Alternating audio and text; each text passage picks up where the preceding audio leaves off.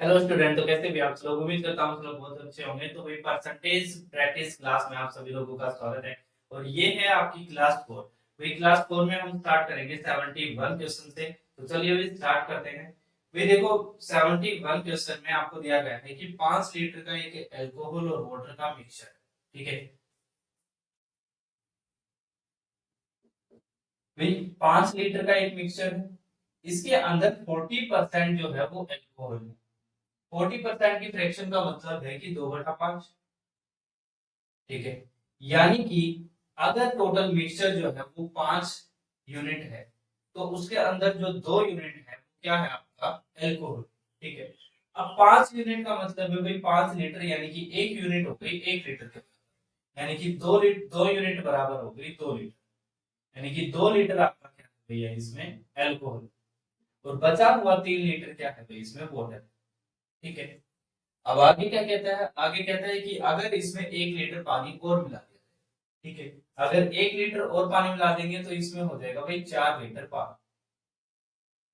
ठीक है, और 2 लीटर रह जाएगा आपका मिक्सचर। तो आप कहते हैं कि संपूर्ण, यानी कि जो कंप्लीट आपका जो मिक्सचर है उसके अंदर जो अल्कोहल की मात्रा है वो प्रतिशत में कितनी है? तो देखो भाई, टोटल जो मिक्सचर हो गया वो कितने लीटर हो गया भाई? 2 और 4 6 लीटर। इस 6 लीटर में से 2 लीटर आपका क्या हो गया? एल्कोहल हो गया। और इंटू प्रतिशत बनाने के लिए 100 से मल्टीप्लाई। ठीक है, कैलकुलेट करेंगे तो यहाँ पर आ जाएगा 1/3। और 1/3 कितने प्रतिशत होता है? 33 सही 1/3%। ठीक है, तो ये हो जाएगा भाई आपका आंसर। ठीक है, नेक्स्ट क्वेश्चन में चलते हैं भाई। 72 क्वेश्चन।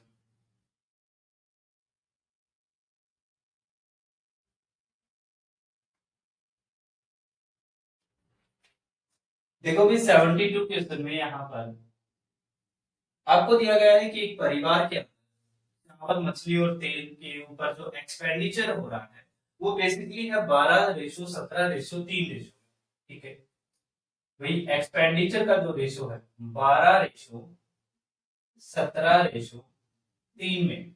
ठीक है, ये है भाई आपके राइस, यहाँ है आपकी फिश। ठीक है, और ये है आपका ऑयल। ठीक है भाई,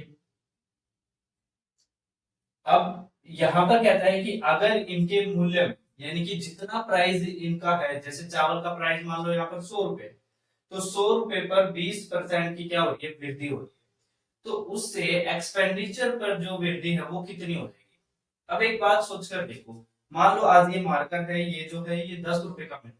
ठीक है, कल को ये मार्कर जो है वो 15 रुपए का हो जाए, और मेरी इनकम भी मान लो 15 ही रुपए के हिसाब से बढ़ जाए। ठीक है, तो क्या मेरा जो इसके ऊपर जो एक्सपेंडिचर होगा वो नहीं बढ़ जाएगा? भाई मैं इस पर जो पहले 15 रुपए खर्च, 10 रुपए खर्च कर रहा था, वही अब मुझे 15 रुपए खर्च करने पड़ेंगे। तो मेरा एक्सपेंडिचर भी तो साथ के साथ उतना ही बढ़ा जिस हिसाब से मेरी इनकम बढ़ी।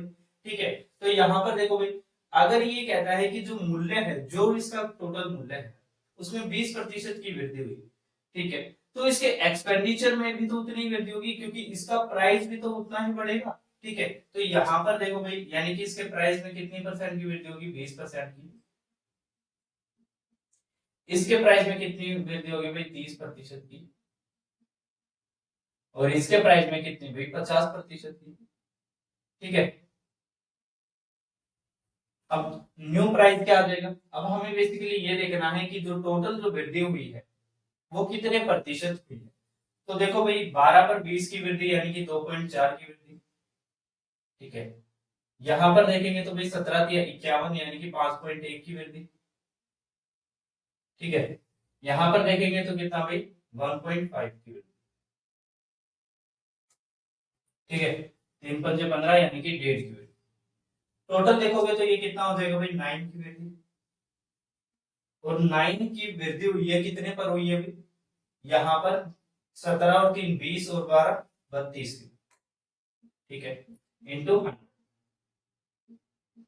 ठीक है भाई, कैलकुलेट करेंगे तो यहाँ से 4 से कैंसिल करेंगे, 4 से 8 आ जाएगा, यहाँ पर आ जाएगा 25, यहाँ आ जाएगा 225 बटे कितना? 8। ठीक है, कैलकुलेट करोगे तो यहाँ आ जाएगा 28 सही 1/8%। ठीक है, तो यानी कि जो वृद्धि हुई है टोटल वो कितने की हुई है, 28.1/8% की वृद्धि हुई। ठीक है, नेक्स्ट क्वेश्चन देखते हैं।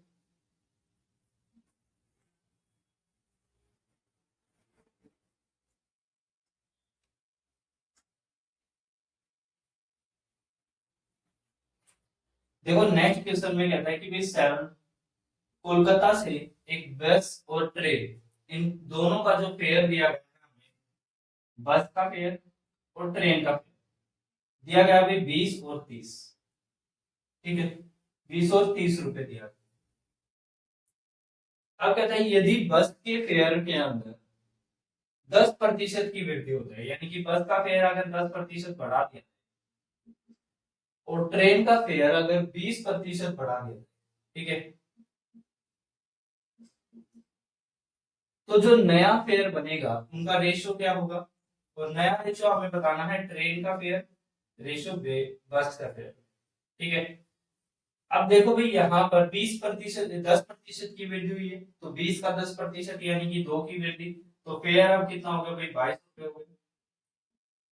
यहाँ पर देखेंगे तो भाई 30 पर 20 की 20% की वृद्धि, तो 30 का 20 कितना होता है भाई, 6 होता है, तो यानी कि आ गया कितना, 36। अब देखो यहाँ पर कैलकुलेशन करने के दो तरीके, इसी तरीके से ये परसेंटेज निकालकर डायरेक्ट हमें पता लग रहा है कि कितने की वृद्धि हुई है, इसको निकालने के दो तरीके। एक तो आप बच्चों की तरह ऐसे करो कि भाई देखो 30 हमारे पास रुपए है, उस पर 30 का ही 20% बढ़ा। ठीक है, भाई 30 का ही कितना बढ़ा है, 20% बढ़ा है, इसको कैलकुलेट कर लो तो कितना आएगा, 36 आएगा।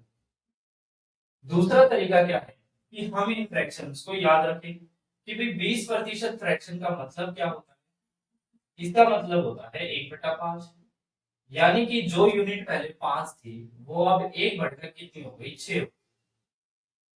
ठीक है, यानी कि जो फेयर पहले 5 यूनिट लिया जा रहा था वो फेयर अब 6 यूनिट लिया, तो 5 यूनिट, यानी कि भाई पहले कितना लिया जा रहा था भाई, 5 यूनिट लिया जा रहा था, तो 5 के कितने मल्टीपल है, 6 मल्टीपल है, तो यानी कि अब जो पेयर लिया जाएगा वो 6 का 6 मल्टीपल लिया जाएगा, यानी कि गुना 6।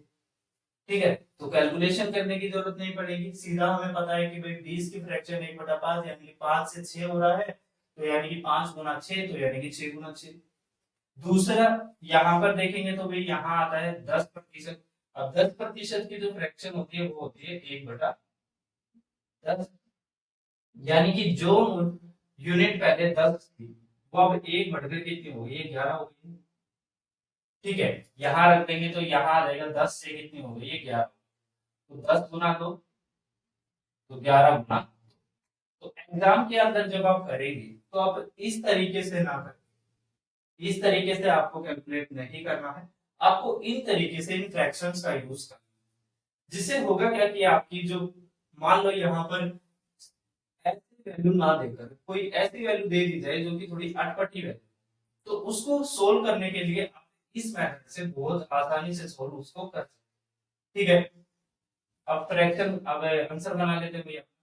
ट्रेन का जो मूल्य हो गया है वो हो गया 36, और बस का जो मूल्य हो गया वो हो गया 22। ठीक है, तो रेशियो कितना बन गया, 18:11, ये हो जाएगा आपका। ठीक है, नेक्स्ट क्वेश्चन देखते हैं भैया। 74 क्वेश्चन। देखो 74 क्वेश्चन में भी आपको इनकम पर टैक्स दिया है। ठीक है,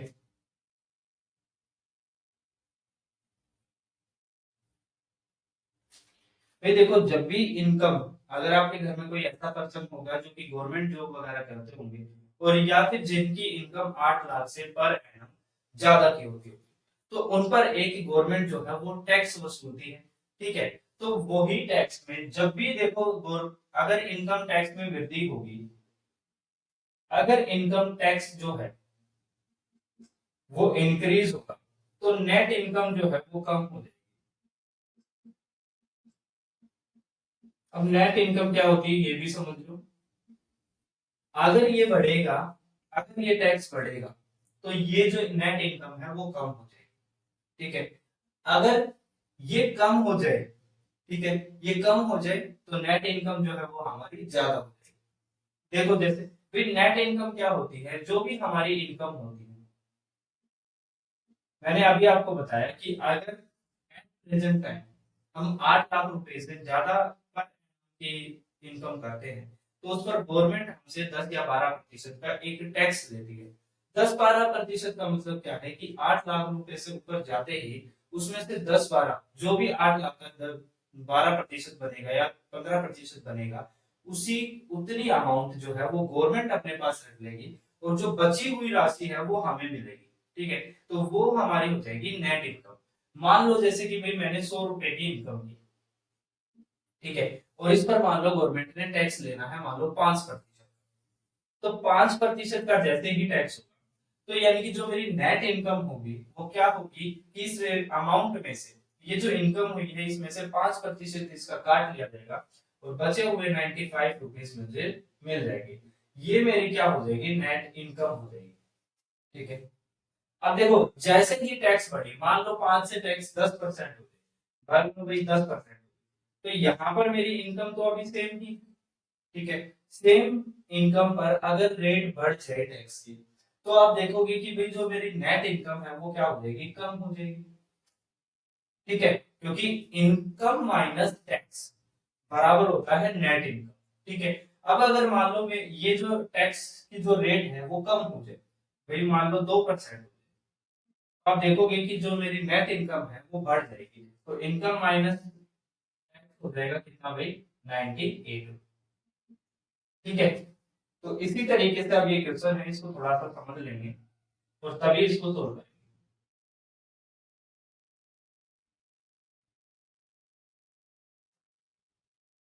विद इनकम, ठीक है, अब यहाँ पर कहता है कि income tax is increase by 19%। ठीक है, 19% जो है वो हमारा टैक्स बढ़ गया and the next income is reduced by 1%। उसके कारण क्या हुआ है, देखो जैसे ही 19% हमारा टैक्स बढ़ा, उससे क्या हुआ, जो हमारी नेट इनकम हो रही थी उसमें 1% की कमी हो गई। तो कहता है जी रेट ऑफ इनकम टैक्सेस, यानी कि जो रेट है वो हमें पता करनी है। फिर मान लो इनकम मेरी 100 रुपए, ठीक है, इस 100 रुपए पर मेरा टैक्स लग रहा है कुछ भी X%, तो मेरी जो नेट इनकम होगी वो कितनी हो जाएगी, 100 माइनस ये जो X% यहाँ पर है। अगर मैं इस 100 में से इनकम में से अगर इसमें टैक्स को हटा दूं तो मेरी जो नेट इनकम होगी वो कितनी हो जाएगी, 100 माइनस X। ठीक है, अब सेकंड में कह रहा है कि टैक्स जो है वो 19% बढ़ गया, यानी कि इनकम मेरी अभी भी उतनी ही है। ठीक है, टैक्स बढ़ गया है, कितना हो गया भाई, 1.19 हो गया। ठीक है, यहाँ पर आप जानते हैं कि 1 हम लिखते नहीं है लेकिन यहाँ पर 1 होता है। ठीक है, अगर 1 से हम 19% को बढ़ाएंगे तो कितना हो जाएगा, 1.19%। अब हमारी इनकम हो गई इतनी, यानी कि नेट इनकम जो मिलेगी वो मिलेगी 100 माइनस एक्स, 1.19x%। ठीक है, ठीक है भाई। अब देखो भाई यहाँ पर कहता है कि ये जो इनकम है इसमें 1% की क्या हो गई है, कमी हो गई। ठीक है, देखो लिख लेते हैं भाई, 100 माइनस X% में 1% की कमी हो गई तो कितना होगा, 99/100 बराबर आ जाएगा कितना, 100 माइनस 1.19x।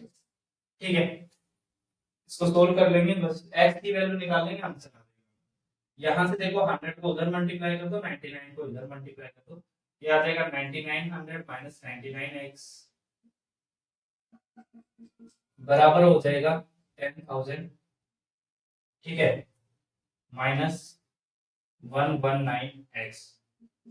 ठीक है, भाई यहाँ से आ जाएगा कितना भाई, 100। ठीक है, और इधर आ जाएगा भाई आपका कितना, 19 इसमें से माइनस हो जाएगा, सॉरी 99 इसमें से माइनस हो जाएगा तो ये आ जाएगा 20x पर। ठीक है, तो यानी कि भाई x की जो वैल्यू आ जाएगी वो कितनी आ जाएगी 20,500, यानी कि x हो जाएगा 5% के बराबर। यानी कि जो हमारी रेट होगी टैक्स की जो रेट है वो कितनी है हमारी 5%। ठीक है, नेक्स्ट क्वेश्चन देखते हुए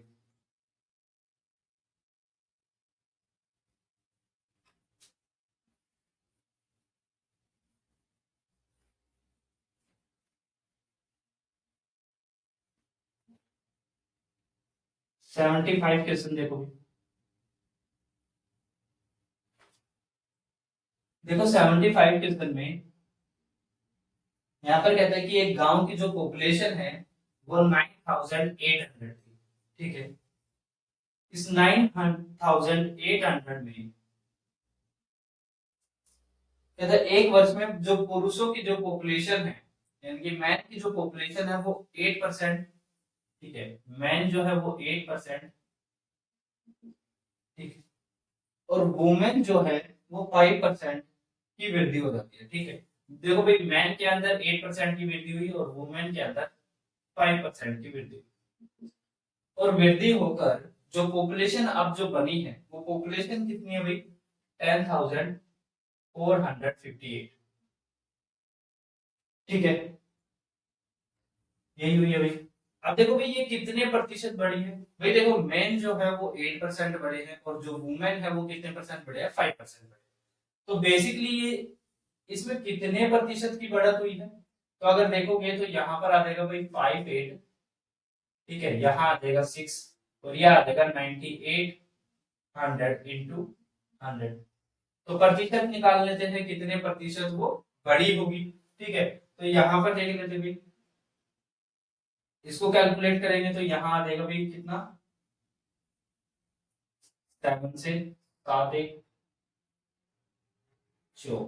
ठीक है, 7 नहीं 63 और 7 चौक 28। कैलकुलेट करेंगे तो 47 बाई कितना 7%। ठीक है, लेकिन हमें कितना दिया गया है कि मेन जो है वो 8% बढ़े हैं और जो वुमेन है वो 5% बढ़े हैं। लेकिन जो नेचुरल जो पॉपुलेशन जो बढ़ी है वो कितनी बढ़ी है 47/7%। ठीक है, तो इसको अब लिख लेते हैं 47/7%। तो यहाँ मैन और ये वुमेन, ये 8%, ये 5%। ठीक है, और ये बढ़ी है 47/7। देखो हम फ्रैक्शन को कैलकुलेट नहीं कर सकते हैं, ज्यादा टाइम लगेगा, तो मैं क्या करता हूँ इस 7 को इन दोनों से मल्टीप्लाई कर देता हूँ, यहाँ से हटा देता हूँ। ठीक है, 7 से मल्टीप्लाई करूंगा तो 56 हो जाएगा। यहाँ पर कैलकुलेट करूंगा तो कितना आएगा 35। ठीक है भाई, यहाँ से इसको निकालेंगे तो कितना आएगा 8 आएगा, 9 आ जाएगा यहाँ पर। ठीक है, और यहाँ से इसको निकालूंगा तो कितना आ जाएगा 12 आ जाएगा। ठीक है, रेशो निकालेंगे तो यहाँ पर कितना आ जाएगा 4:3। यानी कि जो पॉपुलेशन है वो कितनी हो जाएगी 7 हो जाएगी, 7 यूनिट हो जाएगी। ठीक है, अब आपको निकालना क्या है कि वृद्धि से पहले जो गांव में पुरुषों की जो जनसंख्या है वो कितनी है। तो मैन कितने हैं भाई 4 यूनिट है। टोटल यूनिट कितनी है भाई 7, 3 यूनिट ये है। ठीक है, तो 4 और 3 7, 7 में से 4 क्या है मैन है।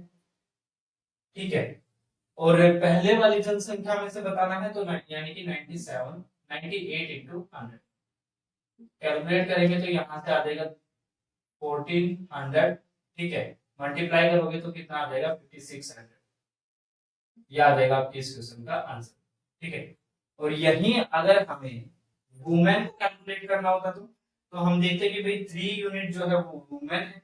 ठीक है, और टोटल यूनिट जो है वो कितनी है 7 है, तो यानी कि 3/7। और अगर हमें पहले वाली पॉपुलेशन में से पता करना है तो डायरेक्ट हम क्या करते हैं 97, 98 इंटू 100। ठीक है, अब कभी कभी क्वेश्चन में ऐसे भी पूछ लिया जाता है कि जो बाद में जो पॉपुलेशन बढ़ी है उसके अंदर जो मैन की जो पॉपुलेशन है वो कितनी है। तो मैंने अब आपको बता दिया है कि इस तरीके से आप यहाँ पर सिर्फ 9800 लिख रहे थे तो अब आपको 10,458 यहाँ पर लिख देते। ठीक है, और कैलकुलेट कर लेते। ठीक है, अब नेक्स्ट क्वेश्चन देखते हैं भाई।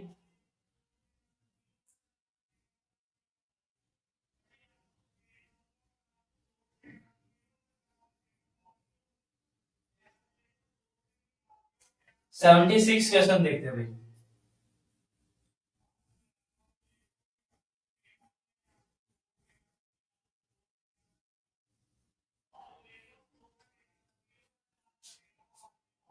देखो 76 क्वेश्चन में क्या है कि आपको दो तरीके के यहाँ पर वैल्यू दी गई है इन द एक्सप्रेशन। एक्सप्रेशन क्या दिया गया है आपको, x और y का स्क्वायर। ठीक है, आगे क्या कहता है, the values of both variables x and y are decreased by 20%। ठीक है, यानी कि जो x और y को जो एक्सप्रेशन है इनको 20-20% जो है वो घटा दिया जाता है। ठीक है, मान लो अगर ये पहले 5-5 यूनिट थे, ठीक है, तो 5 से 4 यूनिट कर दिया जाएगा भाई। ठीक है भाई, क्योंकि दोनों की बराबर है ना भाई, ये कह रहा है दोनों को 20-20% घटा दिया जाता है, तो x और y को, तो इसका मतलब भाई x भी 5 होगा और y भी 5 होगा, और y 5 है तो y का तो स्क्वायर है, तो यानी कि 2 बार 5 आ गए। ठीक है, मैं यहाँ पर लिख भी देता हूँ कि ये x है, ये y है और ये y। ठीक है, और इनसे घटकर कितना हुआ है भाई, 20% घटा है, तो यानी कि 5 से 4 हो गया है, ये भी 5 से 4, ये भी 5 से 4। अब आगे कहता है कि इसके कारण जो इनका जो मान है वो कितने प्रतिशत कम हो, यानी कि पहले कितना था, तो पहले कितना था भाई, 5 गुना 5 गुना 125 था। ठीक है, अब कितना हो गया भाई, 4 की क्यूब यानी कि 64 हो गया। ठीक है, बेसिकली कितने प्रतिशत कम हो गया है, तो देखोगे तो यहाँ पर 1 और 61 कम हो गया है, कितने पर, 125 पर, गुना 100, 25 से 5 और 25 से 4। ठीक है, यहां पर कैलकुलेट करोगे तो 4 1 4 6 24 बटे 5, 520 5 8 40.8%। ये हो जाएगा आपके इस क्वेश्चन का आंसर भी। ठीक है, 77 क्वेश्चन देखो भाई। देखो 77 क्वेश्चन में आपको एक लाइन दी गई है। ठीक है, ए तथा बी दो बिंदु है, एक ही लाइन है, यानी कि ये ए पॉइंट है और ये बी पॉइंट है, इनके बीच में कहीं यहाँ पर सी पॉइंट है। ठीक है, कहता है अगर ए बी पर एक बिंदु सी है, एसी की जो लंबाई है वो 3 सेंटीमीटर है, यानी कि ये जो लंबाई है ये 3 सेंटीमीटर है, और ये जो पूरी जो लेंथ है भाई, यहाँ से ए से बी तक, ये इसकी लेंथ जो है वो 5 सेंटीमीटर है।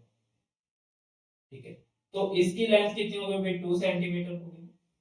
ठीक है, अब यहाँ पर कहता है कि यदि एसी की जो लंबाई है वो 6% बढ़ा दी जाए, तो सीबी की लंबाई जो है वो कितने प्रतिशत घट जाएगी। ठीक है, देख लेते भाई। ये कह रहा है कि अगर एसी की जो लेंथ है वो, एसी की लेंथ, हाँ, एसी की जो लेंथ है वो 6% बढ़ानी है, तो यानी कि 100 से कितनी करनी है, 106 करनी है भाई, 3 से कितनी करनी है, 3 का ही 6% बढ़ा देनी है।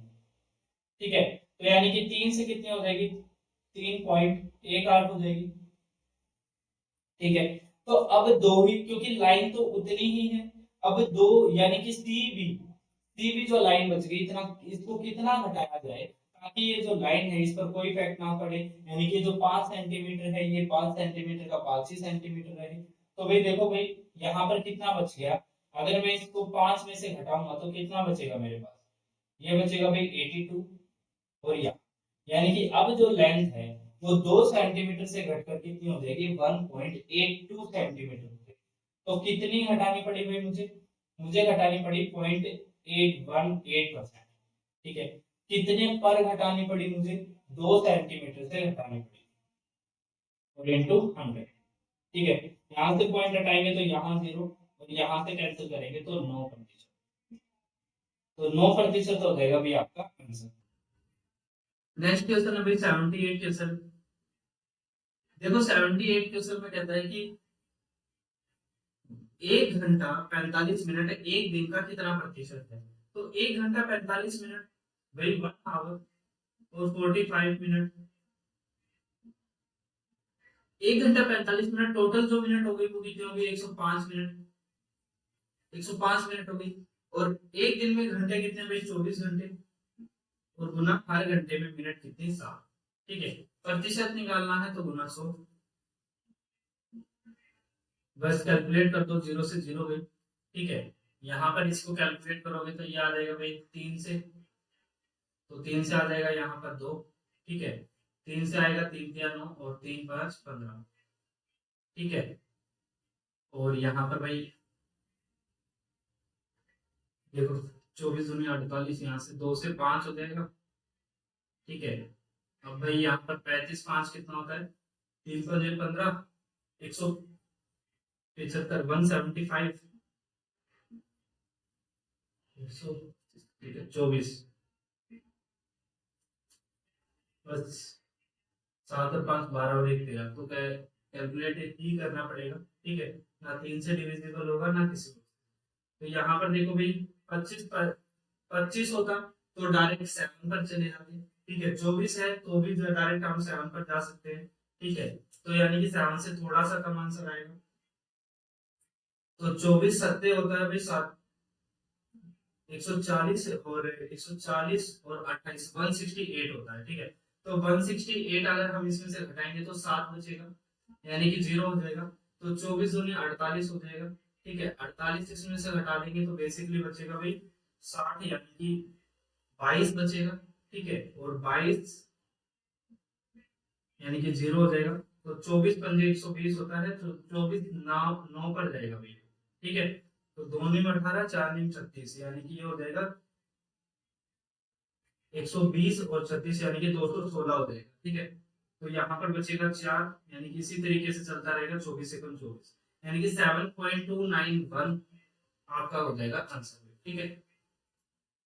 7.291%, ठीक है। ये हो जाएगा आपका आंसर। थोड़ा कैलकुलेटिव था क्योंकि यहाँ पर कोई भी नंबर ऐसा नहीं था जिसको हम डायरेक्ट यहाँ से कैलकुलेट कर सके, ठीक है। और आपके जो ऑप्शन है वो भी कुछ यहाँ पर 2 ऑप्शन ऐसे थे, जो कि एक ऑप्शन कहता है कि 7.281, ठीक है, 281 नहीं 218, और दूसरा ऑप्शन ये था, ठीक है। तो हमें कैलकुलेशन करनी पड़ेगी क्योंकि 7 पॉइंट से देखो 2 पॉइंट कम से कम हमें सोल्व करने चाहिए, जिससे हमारे जो आंसर है वो ठीक बन जाए, ठीक है, एक्यूरेट बन। अब नेक्स्ट क्वेश्चन देखते हैं भाई। और एक और बात, अगर आप इन कैलकुलेशन को इसी तरीके से करना चाहते हो तो उसके लिए आपको थोड़ी सी टेबल को जो है वो रिवाइज करना पड़ेगा।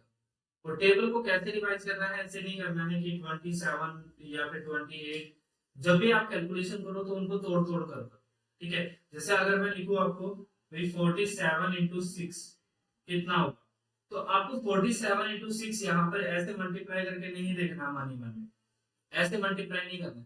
आपको क्या करना है, इसको तोड़ देना है। इसको तोड़ना कैसे, देखो 2 तरीके होते हैं, या तो आप इसको लिख लो भाई 50 माइनस 3 इंटू 6 करके कैलकुलेट कर लो, या फिर आप इसको लिख लो 40 प्लस 7। और मेरा मानना ये है कि ऐड करना ज्यादा आसान होता है माइनस करने से, ठीक है। माइनस करने में हो सकता है नंबर डिजिट इधर से उधर भी हो जाए, लेकिन ऐड करने में डिजिट इधर से उधर नहीं होते। तो अगर आप इसको डायरेक्ट मल्टीप्लाई करोगे तो देखो 240 240 और 42 कितना हो जाएगा, 282 हो जाएगा। तो ये हो जाएगा आपका आंसर, ठीक है। इस तरीके से अगर आप कैलकुलेट करोगे तो यहाँ आ जाएगा, देखो पहले 300 होगा, फिर 300 में से आपको 18 को घटाना पड़ेगा, तो 300 माइनस 18 ये भी कितना हो जाएगा, 282 हो जाएगा। लेकिन आपकी जो पकड़ है वो अच्छी होनी चाहिए माइनस और प्लस करने में, ठीक है। नेक्स्ट क्वेश्चन देखते हुए 79 क्वेश्चन में 79 क्वेश्चन में कहता है कि 65 ग्राम जो है वो 2 किलो का कितना प्रतिशत है। तो 2 किलो यानी कि भाई ये 65 ग्राम है, तो 2 किलो को भी ग्राम में लिख लेते हैं, यानी कि 2000 ग्राम इंटू 100 प्रतिशत बनाने के लिए 2 से 2 ये गया, ठीक है। यहाँ से 5 से 4 आ जाएगा और ऊपर आ जाएगा 30, तो 13/4% आ जाएगा आपका आंसर भी, ठीक है। नेक्स्ट क्वेश्चन देख लेते हैं। Half of 1% is written as a decimal is, भाई 1% का आपको हाफ लिखना है, ठीक है, 73। 1% को हम कैसे लिखते हैं, प्रतिशत को हटाएंगे तो बटे में कितना लिखेंगे, 100 लिखेंगे, ठीक है। बटे में 100 लिखेंगे तो इसको हम लिखेंगे कैसे भाई, 0.01, ठीक है। अभी कह रहा है कि हाफ ऑफ 1%, तो इस 1% का भी अगर मुझे हाफ बनाना है, तो हाफ बनाने के लिए देखो मुझे यहाँ पर 2 से डिवाइड करना पड़ता है इसको, ठीक है, 2 से डिवाइड करना पड़ता, तो ये हो जाता है कितना भाई, देखो ये तो बनेगा ही बनेगा, यहाँ पर इसको 2 से डिवाइड करूंगा तो ये रिजल्ट कितना आ जाएगा, ये आ जाएगा 0.005 आ जाएगा आपका आंसर, ठीक है। 81 क्वेश्चन में देखो भाई, देखो 81 क्वेश्चन में आपको दिया गया है कि किसी वस्तु का जो शुल्क है उसके वर्तमान मूल्य का 40% कम कर दिया जाता है, तो इसकी खपत में कितने प्रतिशत बढ़ाया जाए ताकि उसे प्राप्त आय पूर्ववत रहे, ठीक है। यानी कि देखो भाई, किसी वस्तु का प्राइस जो है वो 40% कम कर दिया जाता है, अभी 40% की फ्रैक्शन बताई थी, यानी कि 5/2/5, यानी कि 5 से कितनी कर दी, 2 कर दी, ठीक है। तो जो कंजप्शन है, देखो ये बात ध्यान रखना कि जैसे जैसे प्राइस कम होगा या बढ़ेगा, कंजप्शन एज इट इज उसका उल्टा रेशो होता है, ठीक है। यानी कि अगर प्राइस इतना 5 से 2 हुआ है, सॉरी 5 से यहाँ पर 2 घटा है, यानी कि 3 हुआ है, 40% का मतलब होता है 2/5,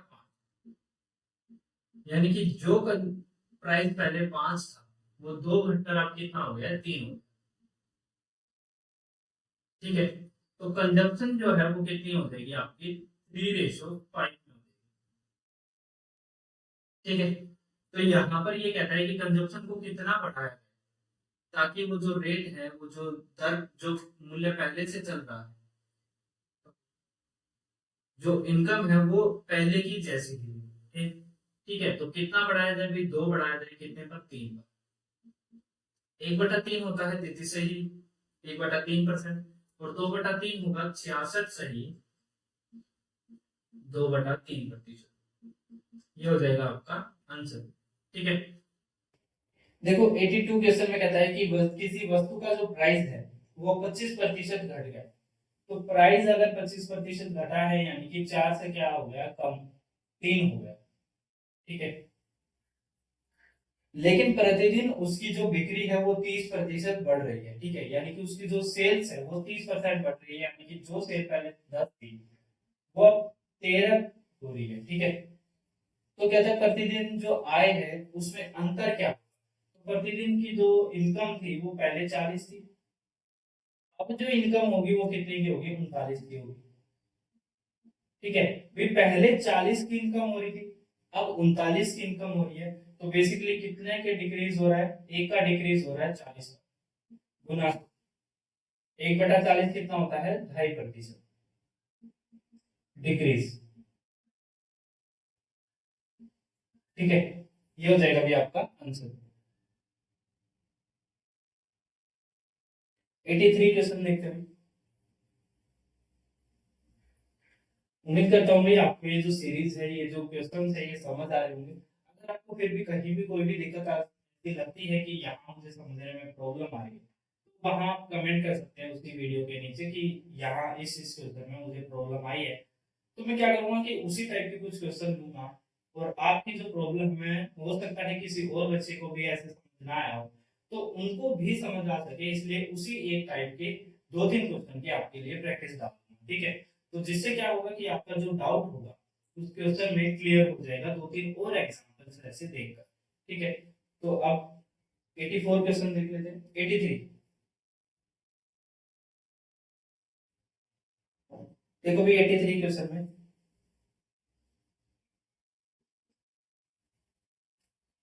कहता है चीनी का जो कीमत है वो 20% कम हो गया, तो प्राइस जो है वो कितना हो गया, अभी 5 से 4 हो गया, और अभी मैंने बताया कि अगर प्राइस जिस रेट से घटेगा उसकी जो कंजप्शन है उसी रेशो में बढ़ जाएगी, ठीक है। जैसे प्राइस 5 से 4 हुआ तो कंजप्शन जो है वो 4 से 5 हो जाएगी, ठीक है। अब आपको कहता है कि तो एक व्यक्ति अब 36 रुपए में 500 ग्राम चीनी ज्यादा खरीद सकता है, तो देखो कंजप्शन यानी कि कितनी बढ़ गई है भाई, कितनी बढ़ी है कंजप्शन, कितना गैप, 500 ग्राम का, ये एक यूनिट जो हो गई ये किसके बराबर हो गई, 500 ग्राम, ठीक है। एक यूनिट जो है वो कितने कितने के बराबर होगी, 500 ग्राम की होगी, ठीक है। अब आप यहाँ पर कह रहे हैं कि भाई 36 रुपए है, यानी कि ये जो 4 की यूनिट है ये किसके बराबर है, 36 के बराबर है, तो यानी कि इंटू 9, ये भी कितना इंटू 9। ठीक है, अगर आप देखोगे तो भाई 45 रुपए कितने हो गए, 36 रुपए हो गए, तो कितने घटे, 9 रुपए घटे। और उस 9 की वजह से जो 500 ग्राम क्या है, चीनी ज्यादा खरीदा रही है। ठीक है, तो यहाँ पर 9 रुपए का जो मूल्य है, ये जो 9 रुपए है ये किसको डिनोट कर रहे हैं, 500 ग्राम चीनी को डिनोट कर रहे हैं। ठीक है, अब आपसे पूछा है कि जो पहले जो कीमत थी चीनी की वो कितनी थी, 1 किलोग्राम। तो भाई 500 ग्राम पर 9 रुपए, तो 1 किलो को बनाने के लिए 2 से गुना, 1 किलो बनाने के लिए 2 से गुना, तो कितना आ जाएगा, 18 रुपए। क्या आ जाएगा आपका आंसर। ठीक है, नेक्स्ट क्वेश्चन देखते हैं भैया, 84 क्वेश्चन।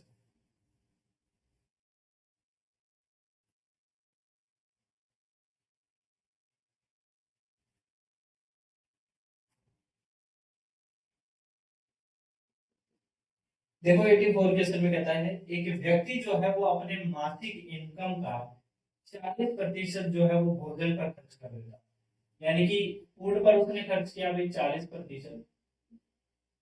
ठीक है, इनकम हम मान लेते हैं उसकी टोटल जो होगी वो 100% होगी अपने आप में। ठीक है, कहते हैं और 1/3 जो है भाई बैलेंस कितनी बची, बैलेंस बच गई उसकी 60%। अब इस 60% में इससे कह रहा है कि इसका 1/3 जो है वो परिवहन यानी कि यातायात पर खर्च कर देता है। ठीक है, तो ट्रांसपोर्ट पर खर्च किया कितना उसने, 1/3। ठीक है, 1/3 कितना होगा, 20%। आगे क्या कह रहा है, यदि वह यदि वह 4500 रुपये मासिक बचाता है, यानी कि हर महीने वो कितना सेव कर रहा है भाई, 4500 रुपये सेव कर रहा है। ठीक है, तो सेविंग जो होगी उसकी कितनी हो जाएगी, 4500 रुपये। ठीक है, देखो अभी तक उसने क्या किया भाई, 100 रुपये उसकी क्या थी, टोटल इनकम थी 100%, उसमें से 40% जो है उसने फूड पर खर्च किया, और बची हुई 60% का 1/3 उसने किस पर खर्च कर दिया, ट्रांसपोर्ट पर खर्च कर दिया। अब उसकी बची हुई 40% इनकम, इस 40% जो इनकम है उसको कह रहा है कि ये सेविंग है, और ये कितने रुपए है, 4500 रुपए है। ये कह रहा है भाई बचाता है जो भोजन और यातायात के खर्च नहीं भाई 40% के बराबर नहीं है, ये बराबर है आपके भोजन और यातायात के खर्च के बाद उपयोग का आधा है।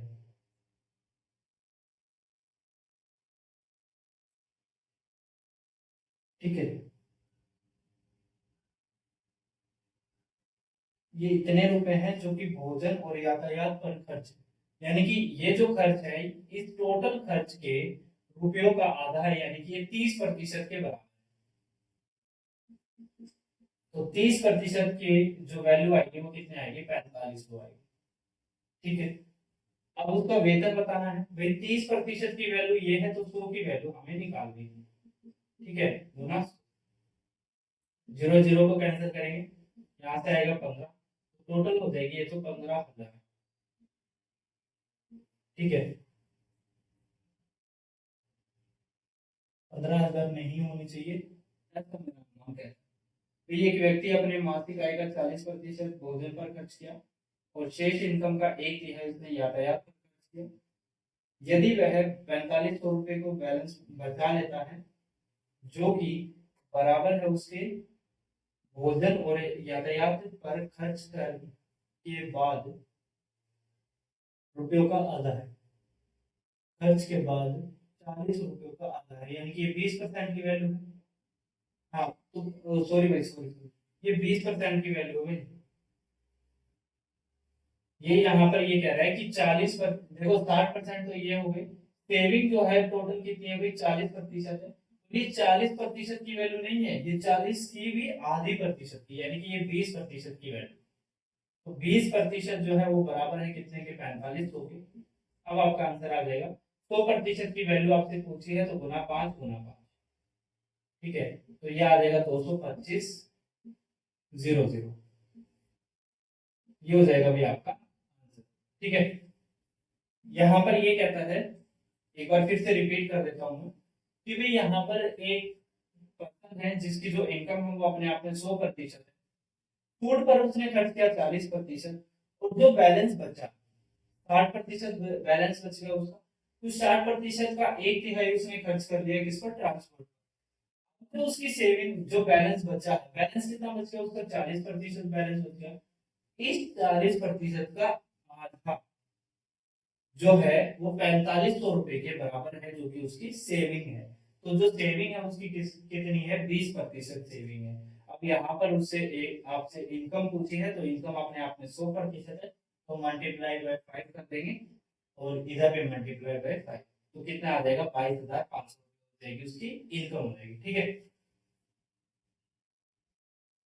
नेक्स्ट क्वेश्चन देखते हैं भैया, 85 क्वेश्चन।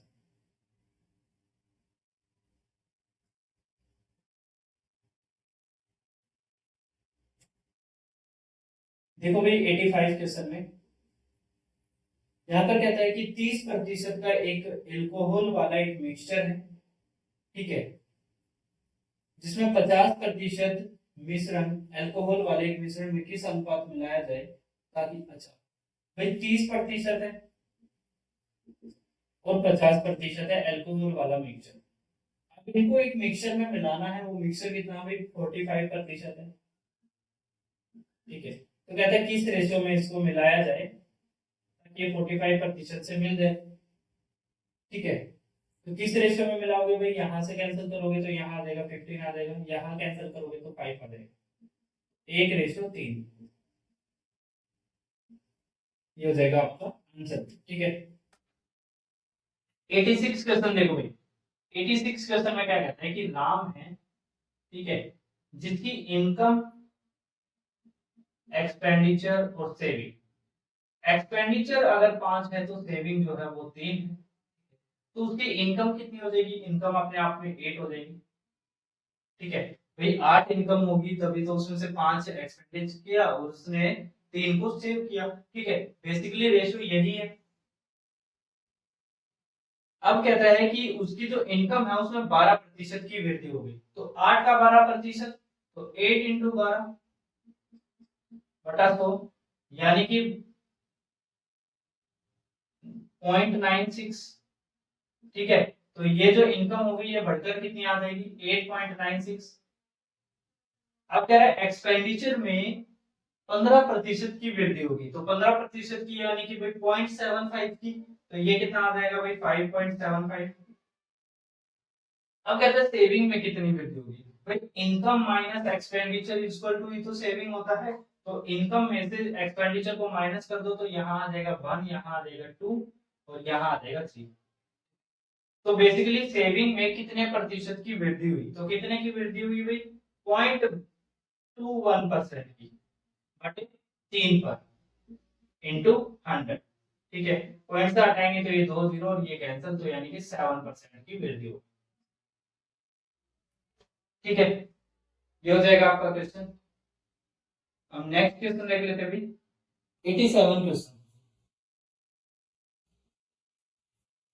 देखो 87 क्वेश्चन में कहता है कि एक व्यक्ति जो है वो 10,000 रुपए के कुछ भाग को 5% पर, शेष भाग को 6% ब्याज पर निवेश कर देता है, और 5% की दर से निवेश किए गए भाग और 6% पर निवेश किए गए भाग में जो अंतर है वो बेसिकली 7650 रुपीज है। देखो भाई 10,000 रुपए, ठीक है, इसके एक भाग को तो 5% पर और एक भाग को 6% भाग पर निवेश किया उसने।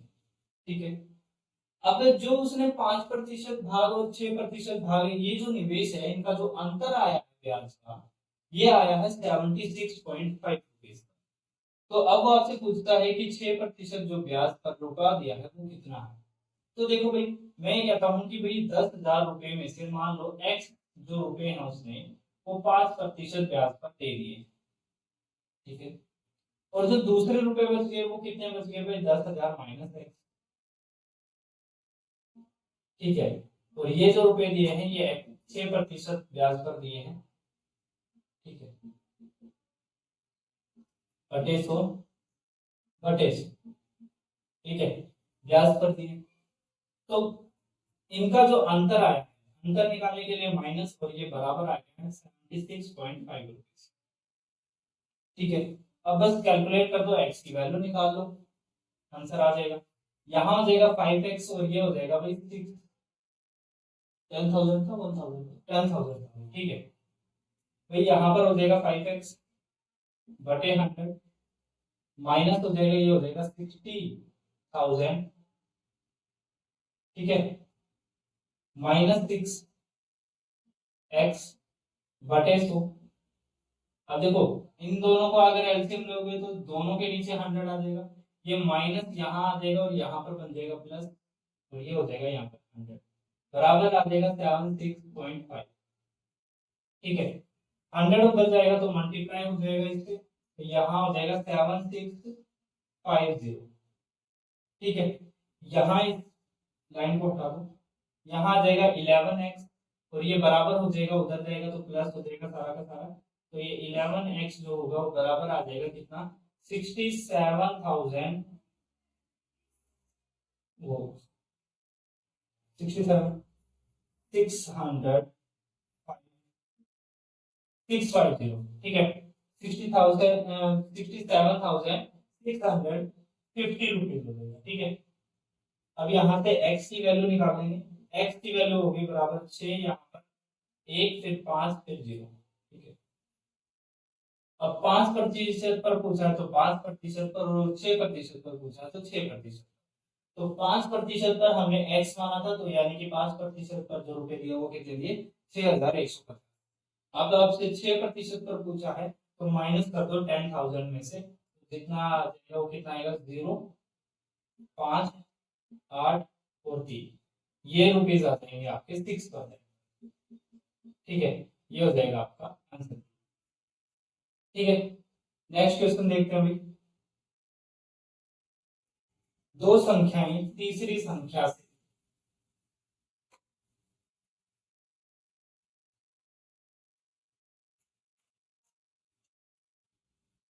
88 क्वेश्चन हुए। दो संख्याएं भाई यहाँ पर, ये तीन संख्याएं इस तरीके से हैं, उसमें से ये जो दो संख्याएं हैं ये तीसरी संख्या से 20% और 50% ज्यादा है, ठीक है। तो यानी कि ये 120 है, ये 150 है, तो ये कितनी है, 100 अपने आप में, ठीक है।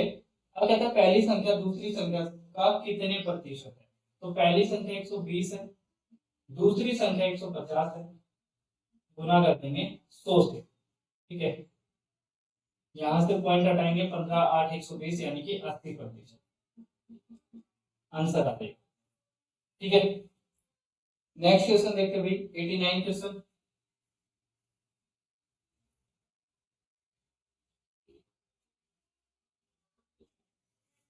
89 क्वेश्चन में कहता है कि तुलसीराम का वेतन जो है वो कश्यप से 20% ज्यादा, ठीक है। तुलसीराम का वेतन कश्यप से 20% ज्यादा है, तो यानी कि इसका वेतन कितना है, 6 रुपए है, तो इसका वेतन कितना होगा, 5 रुपए होगा, ठीक है।